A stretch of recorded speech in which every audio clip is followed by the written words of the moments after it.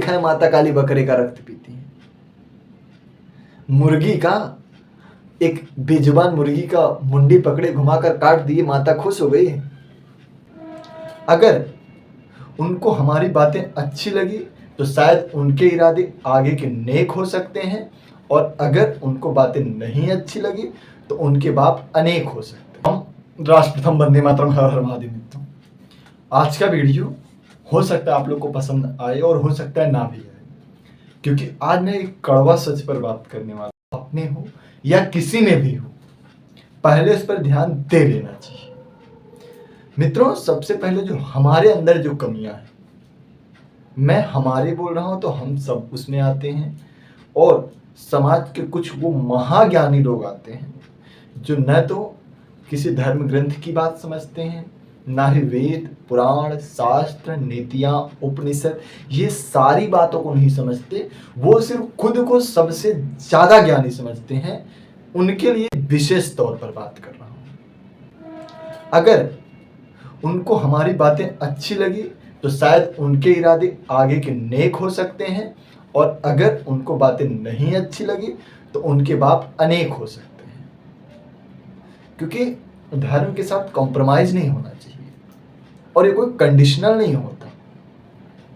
ये प्रत्येक व्यक्ति पर व्यक्तिगत और दृढ़ निश्चित दृढ़ होता है, तो ये कंडीशनल नहीं होता। सबसे पहली बात, जैसा बोलते हैं कि कुछ लोग हैं, चलो मैंने ये कर लिया, अगला काम मैं नहीं कर पाया कोई और कर लिया। ऐसा नहीं होता। खाना अगर आप खाए तो पेट आपका ही भरेगा, और अगर कुत्ता आपको काटा तो इंजेक्शन भी आपको ही लेगा, पड़ोसी को नहीं। समझे मित्रों? विशेष तौर पर आज मेरा बोलने का दो मेन मोटिव था। पहला मोटिव ये था कि जो कुछ समाज की कुरीतियां हैं, जैसे कि कोई गांजा फूंक लिया, गांजा पी लिया, चरस पी लिया, महादेव, दारू चढ़ा दिया, महादेव, उनको बता दें, मैं दूसरों को तो नहीं मालूम, मैं खुद अपनी व्यक्तिगत बात करूं, मैंने शिव पुराण 2 से 3 बार पढ़ा है और पूरा पढ़ा है। उसमें ऐसा कहीं नहीं लिखा है कि महादेव गांजा पीते थे, चरस पीते थे, हुक्का पीते थे, दारू पीते थे, ये कहीं नहीं लिखा है।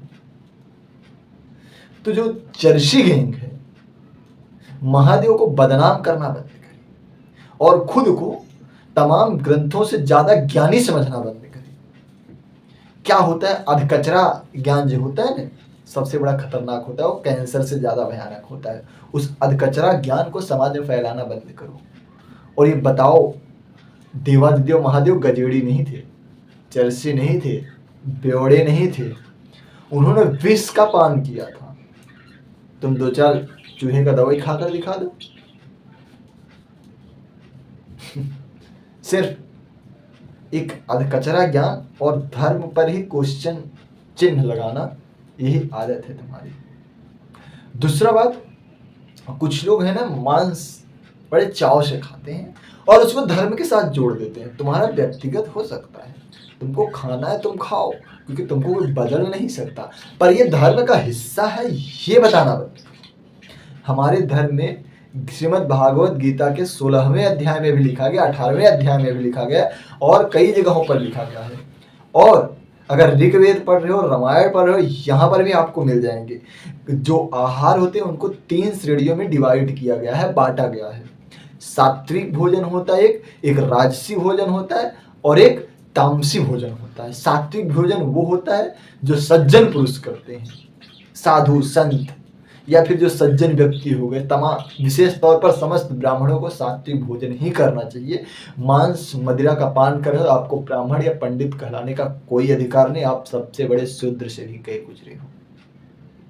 बुरा लगे तो अच्छी बात है, मैं पहले ही बोल दिया था। अब कुछ लोग ये होते हैं जो कहते हैं मैं मंगलवार नहीं खाऊंगा, गुरुवार नहीं खाऊंगा, बाकी दिन तो खाऊंगा। अरे कचरा खाना किसी दिन खाओ, जाएगा तो एक ही जगह ना। तो गुरुवार क्यों छोड़ना, मंगलवार क्यों छोड़ना? खाना कचरा ही है ना, इन शॉर्ट लाश ही खाना है ना, मैयत ही खानी है, तो किसी भी दिन खाओ। क्या मीनिंग रखता है एक दिन खाऊंगा एक दिन नहीं खाऊंगा? अब जो 3 भोजन के टाइप्स हैं उस पर बात करता हूँ। पहला टाइप से एक सात्विक भोजन, जैसे आ गया शुद्ध शाकाहारी, मसाला, मिर्च, तेल न के बराबर, लहसुन, कांदा भी ना खाओ। और दूसरा हो गया राजसी भोग, जिसमें मसाला तो रहेगा, तेल भी रहेगा, पर शुद्ध प्योर शाकाहारी रहेगा। अब तीसरा जो हुआ, जो विशेष तौर पर सब करके ज्ञान देते हैं, तामसी भोग, मांस, मदिरा, सड़ा गला, जूठा, 4 दिन पहले का इज्जा पिज्जा, 4 दिन 10 दिन पहले का बना जो हो गया, आज के ज़माने में इज्जा पिज्जा बर्गर फर्गर आते हैं ना, ये सब हो गया, ये तामसी हो। और जब तामसी भोजन करोगे, तामसी खाओगे तो करोगे भी तो वैसा, आपकी विचारधारा भी तो बदलेगी, वैसे मेंटेलिटी भी तो बदलेगी। आजकल जो है किसी का सम्मान नहीं हो रहा है, क्राइम दिन प्रतिदिन बढ़ते जा रहा है। रीज़न ये है कि तुम असुरी प्रवृत्ति अपना रहे हो, तो ऑब्वियसली करोगे ही। और कुछ लोग कहते हैं ये प्रसाद है, बलि चढ़ती है ना, तो उसके बाद तो खाते हैं। उनको बता दें, सबसे बड़े मूर्ख आप हो, और जो ब्राह्मण बलि चढ़वाते हैं, जो पंडित, मैं उनको खुली चुनौती देता हूं, किसी भी धर्म ग्रंथ में कहीं पर भी अगर लिखा दिखा दें कि बलि बकरे की चढ़ती है, भैंस भैंसे की चढ़ती है, सुअर छेड़ भेड़ क्या दुनिया, मुर्गी मुर्गा ये सब की चढ़ती है, जो बोलेंगे वो मैं हार जाऊंगा। बलि चढ़ने की परंपरा क्या है? माता काली जो थी वो रक्तपान करती थी, पर किसका? बकरे का। कहाँ लिखा है माता काली बकरे का रक्त पीती है? मुर्गी का। एक बेजुबान मुर्गी का मुंडी पकड़े घुमाकर काट दिए, माता खुश हो गई है। एक बकरा जिसको बेचारे पता भी नहीं आपका नाम क्या है, एक बकरा खसी वगैरह जो बोलते हैं, उसको पता भी नहीं तुम किसके सामने क्या गला रेट दिए, माता खुश हो जाएंगी। कहाँ लिखा है? माता का मतलब क्या होता है समझते हो? सेंस नाम की चीज है। माता जीवन दाता होती है, जीवन बचाती है, तो हत्या कैसी कर सकती है, करवा सकती हैं। और जो बलि होती है ना, और बलि जो होती है वो अपने अंदर की बुराइयों को देना होता है, जो आप तो देते नहीं। मंदिर में जाओगे, 1 करोड़ की लॉटरी लग जाए, बंगला बन जाए, गाड़ी बन जाए, पड़ोसी की ये हो जाए, इसकी हो जाए, सास ऐसी हो जाए, बहू ऐसी हो जाए, भाई ऐसा हो जाए, चाचा ऐसा हो जाए, तमाम तरीके की बुराइयां लेकर जाओगे। इसका बलि नहीं देना है तुमको, बलि बेजुबान जानवरों को देना है, शर्म आनी चाहिए।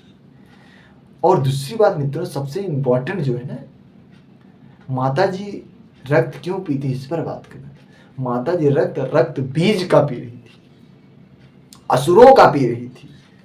अब अगर आपके अंदर असुरी प्रवृत्ति है, आपका आहार असुरों वाला है, आपका कार्य असुरों वाला है, तो बताइए माता जी किसका रक्त पिएंगे, बकरे का या फिर? समझदार हो? है किसी के पास क्वेश्चन? और जो ब्राह्मण ऐसा करते हैं, ब्राह्मण ऐसा करवाते हैं,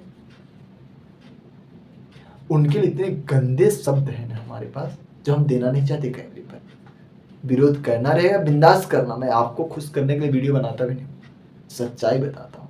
क्योंकि अगर आज मैं नहीं बोलूंगा तो आज की आने वाली 20 साल 25 साल 100 साल बाद, जब सनातन धर्म खतरे में आएगा, जब हमारी आने वाली पीढ़ी आएगी, वो आपसे प्रश्न करेगी, आपसे प्रश्न करेगी, और आपके पास कोई उत्तर नहीं होगा, कोई उत्तर नहीं होगा।